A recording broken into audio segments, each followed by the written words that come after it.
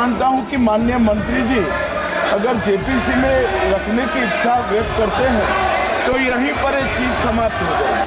If the elections are done simultaneously, it will reduce the expenditure for both Election Commission of India as well as for the regional parties, sir. दोबारा अगर इनको लगता है कि प्रधानमंत्री मोदी जी पर के प्रचार से ये पूरे ये भारत के चुनाव को छीनेंगे तो हम ये चोरी नहीं होने देंगे और हम बिल का विरोध करते हैं। लगता है कि रिफॉर्म शब्द जब ये आता है तभी कांग्रेस को रिफॉर्म शब्द से ही एलर्जी यहाँ पर मुझे लगता है कि कांग्रेस को है। This bill is only brought in to massage the ego of the Supreme. ભારતભરમાં વન નેશન વન ઇલેક્શનની ચર્ચાઓ વચ્ચે કેન્દ્ર સરકારે આજે સંસદમાં વન નેશન વન ઇલેક્શન એટલે કે એક દેશ એક ચૂંટણી બિલ રજૂ કર્યું। આ બિલ આજે કેન્દ્રીય કાયદા મંત્રી અર્જુન રામ મેઘવાલ દ્વારા લોકસભામાં રજૂ કરવામાં આવ્યું। વિપક્ષ એક દેશ એક ચૂંટણીનો સતત વિરોધ કરી રહ્યું છે। આ બિલ રજૂ કર્યા બાદ સરકાર તેને સંયુક્ત સંસદીય સમિતિ એટલે કે જેપીસીને પણ મોકલવા માંગે છે। જો જેપીસી મંજૂરી આપે અને બિલ સંસદના બંને ગૃહો દ્વારા પસાર થઈ જાય તો તેને મંજૂરી માટે રાષ્ટ્રપતિ દ્રૌપદી મુર્મુને મોકલવામાં આવશે। રાષ્ટ્રપતિના હસ્તાક્ષર થતાં જ આ બિલ કાયદો બની જશે। જો આમ થશે તો 2029 સુધીમાં દેશભરમાં એક સાથે ચૂંટણી યોજાશે। વન નેશન વન ઇલેક્શન શું છે તેની વાત કરીએ તો હાલમાં ભારતમાં રાજ્યની વિધાનસભા અને દેશની લોકસભાની ચૂંટણીઓ અલગ અલગ સમયે યોજાય છે। વન નેશન વન ઇલેક્શનનો મતલબ કે સમગ્ર દેશમાં લોકસભા અને વિધાનસભાની ચૂંટણીઓ એક સાથે થાય। નવેમ્બર 2020માં પીએમ નરેન્દ્ર મોદીએ ઘણા મંચો પર વન નેશન વન ઇલેક્શન પર વાત કરી હતી। તેમણે કહ્યું છે કે એક દેશ એક ચૂંટણી એ માત્ર ચર્ચાનો વિષય નથી પરંતુ ભારતની જરૂરિયાત છે। દર થોડા મહિને ક્યાંક ને ક્યાંક ચૂંટણીઓ યોજાતી રહે છે। તેની અસર વિકાસના કામો પર પડે છે। આખા દેશની વિધાનસભાઓ અને લોકસભાની ચૂંટણીઓ એક સાથે થાય છે તો તેનાથી ચૂંટણી પર થતા ખર્ચમાં પણ ઘટાડો થશે। વન નેશન વન ઇલેક્શનને લઈ વિપક્ષ અનેક પ્રકારની દલીલો કરી રહ્યો છે। કોંગ્રેસની દલીલ છે કે જો ચૂંટણી એક સાથે યોજાય તો મતદારોના નિર્ણયને અસર થવાની સંભાવના છે। જો 5 વર્ષમાં એકવાર ચૂંટણી થાય તો સરકારની જનતા પ્રત્યેની જવાબદારી ઓછી થઈ જશે। આ માટે સમિતિએ 62 રાજકીય પક્ષોનો સંપર્ક કર્યો, જેમાંથી 32 પાર્ટીઓએ વન નેશન વન ઇલેક્શનને સમર્થન આપ્યું જ્યારે 15 પક્ષોએ તેનો વિરોધ કર્યો હતો। જ્યારે 15 પક્ષો એવા હતા જેમણે કોઈ જવાબ આપ્યો ન હતો। 191 દિવસના સંશોધન પછી સમિતિએ 14 માર્ચે રાષ્ટ્રપતિ દ્રૌપદી મુર્મુને પોતાનો રિપોર્ટ સોંપ્યો।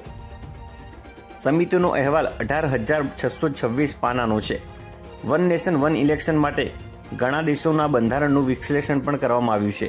સમિતિએ સ્વીડન, જાપાન, જર્મની, દક્ષિણ આફ્રિકા, બેલ્જિયમ, ફિલિપાઇન્સ, ઇન્ડોનેશિયાની ચૂંટણી પ્રક્રિયાનો અભ્યાસ કર્યો છે। વન નેશન વન ઇલેક્શનને ભાજપ નીતિશ કુમારની જેડીયુ, તેલુગુ દેશમ પાર્ટી એટલે કે ટીડીપી, ચિરાગ પાસવાનની એલજેપી દ્વારા સમર્થન આપવામાં આવ્યું છે। આ સાથે આસામ ગણ પરિષદ, માયાવતીની બહુજન સમાજ પાર્ટી અને શિવસેના શિંદે જૂથે પણ વન નેશન વન ઇલેક્શનને સમર્થન આપ્યું છે। સાથે જ વાયએસઆર કોંગ્રેસે પણ વન નેશન વન ઇલેક્શનને સમર્થન આપ્યું છે। જ્યારે કયા પક્ષોએ વિરોધ કર્યો તેની વાત કરવામાં આવે તો વન નેશન વન ઇલેક્શનનો વિરોધ કરનાર સૌથી મોટી પાર્ટી કોંગ્રેસ છે।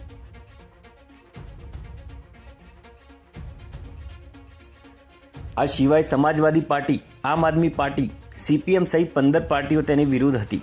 જ્યારે ઝારખંડ મુક્તિ મોરચા, ઇન્ડિયન યુનિયન મુસ્લિમ લીગ સહિત 15 પક્ષોએ વન નેશન વન ઇલેક્શન પર કોઈ જવાબ આપ્યો નથી। કાયદા પંચના જણાવ્યા અનુસાર વન નેશન વન ઇલેક્શનનો પ્રસ્તાવ બંધારણની કલમ 328ને પણ અસર કરશે, જેના માટે મહત્તમ રાજ્યોની મંજૂરીની જરૂર પડી શકે છે। બંધારણની કલમ 368(2) મુજબ આવા સુધારા માટે ઓછામાં ઓછા 50% રાજ્યોની મંજૂરી હોય છે। જોકે સંસદમાં one nation one election bill pass કરવા માટે 2/3 રાજ્યોની સંમતિ જરૂરી રહેશે। જો અન્ય રાજ્યોમાંથી સંમતિ લેવાની જરૂર પડશે તો મોટાભાગની બિન ભાજપ સરકારો તેનો વિરોધ કરશે। ઘણા વિપક્ષી દળો આ અંગે સંકેત આપી ચૂક્યા છે। જ્યારે જો સંસદ દ્વારા પસાર કરીને જ કાયદો બનાવવો શક્ય હોય તો પણ ઘણી કાનૂની સમસ્યાઓ ઊભી થઈ શકે છે। જે રાજ્યોમાં તાજેતરમાં સરકાર ચૂંટાઈ છે તેઓ આનો વિરોધ કરશે। તેઓ કાર્યકાળ અંગે સુપ્રીમ કોર્ટમાં પણ જઈ શકે છે। 55 साल में 77 परिवर्तन कांग्रेस ने भी किए, कांग्रेस के शासन में भी हुए। अब भारतीय जनता पार्टी और कांग्रेस दोनों ने परिवर्तन किए। ये परिवर्तन का टेस्ट कैसा था? किस प्रकार से किए गए। संवैधानिक प्रक्रिया से भी परिवर्तन होते हैं और संविधान को तोड़ मरोड़ कर फॉर्मेलिटी कर भी परिवर्तन कर सकते हैं। परिवर्तन करने का उद्देश्य क्या था, क्या हासिल करना था? क्या हमारे लोकतंत्र को मजबूत करने के लिए परिवर्तन किए गए? क्या हमारे जिनको अधिकार नहीं है ऐसे लोगों को समकक्ष अधिकार लेने के लिए परिवर्तन किए गए, या अपनी राज्य सत्ता को टिकाने के लिए परिवर्तन? इस पर से ही पार्टी का कैरेक्टर, पार्टी के चलने की पद्धति और पार्टी का संविधान में विश्वास ये सबको मालूम पड़ता है। मैं ज्यादा संविधान के संशोधन में नहीं जाऊंगा मान्यवर। दोनों प्रमुख दलों के 4 संविधान संशोधन को मैं लेना चाहूंगा। This is not done. This is, sir, all the time. Well, this is, we have brought, this government has brought constitutional amendment, National Judicial Appointment Bill.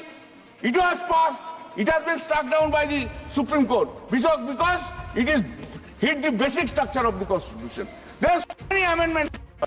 Sir, this bill we are opposing for and at the same time, sir, when you will take into consider, kindly take a division, we want to oppose and we will show you our state. मैं sir ये दो जो कानून है, constitutional amendment 129 constitutional amendment act और the bill to further amend government of union territories act 63, national capital territories 91, Jammu Kashmir reorganisation act 2019, ये दोनों कानून संविधान और नागरिकों के वोट देने के जो उनकी संवैधानिक अधिकार है उस पर आक्रमण है और इसका हम पुरजोर विरोध करते हैं। विरोध का आधार ये है कि इस सबसे पहले 82(5) में चुनाव आयोग को जो यहां पे ताकत दी गई है कि चुनाव आयोग आज राष्ट्रपति को अपना एक निर्णय दे सकते हैं कि कब निर्वाचन हो सकता है।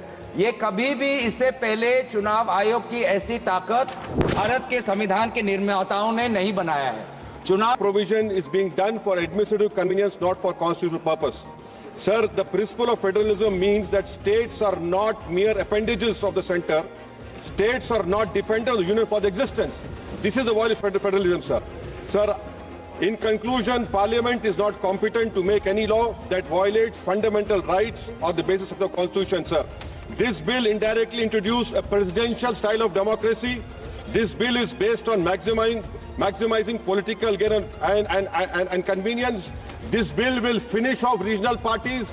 This bill is only brought in to massage the ego of the supreme leader. Thank you, sir. माननीय सर, इसलिए मुझे लगता है कि इसमें सदन का ज्यादा समय जाया करे बगैर अगर मंत्री जी कहते हैं कि इसको जेपीसी को सौंपने के लिए वो तैयार है तो जेपीसी में होगी और के रिपोर्ट के आधार पर कैबिनेट इसको पारित करेगी तब भी फिर से चर्चा होनी है। तो मैं मानता हूं कि माननीय मंत्री जी अगर जेपीसी में रखने की इच्छा व्यक्त करते हैं तो यहीं पर एक चीज समाप्त हो जाएगी। यहाँ पर उठकर संविधान समझा रहा है। मुझे लगता है मैं इनको याद दिलाना चाहूंगा कि 1975 में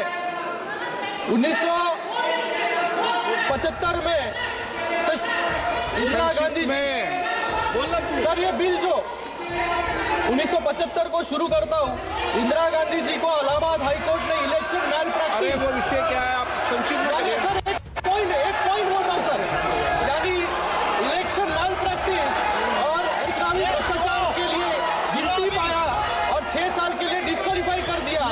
उस जज के साथ कैसा व्यवहार हुआ ये पूरा देश यहाँ पर जानता है और सिर्फ 3 दिन में 29वां संविधान संशोधन लाकर प्रधानमंत्री, राष्ट्रपति और लोकसभा अध्यक्ष को जुडिशियल रिव्यू से बाहर कर दिया। ये इनका संविधान है सर, ये फेडरलिज्म माननीय सर,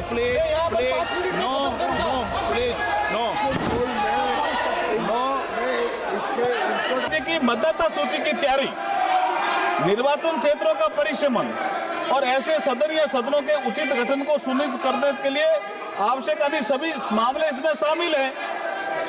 एक साथ चुनाव के उद्देश्य से संवैधानिक संशोधन अधिक सुव्यवस्थित चुनावी प्रक्रिया की आवश्यकता के साथ संघीय स्वायत्तता को संतुलित कर सकते हैं।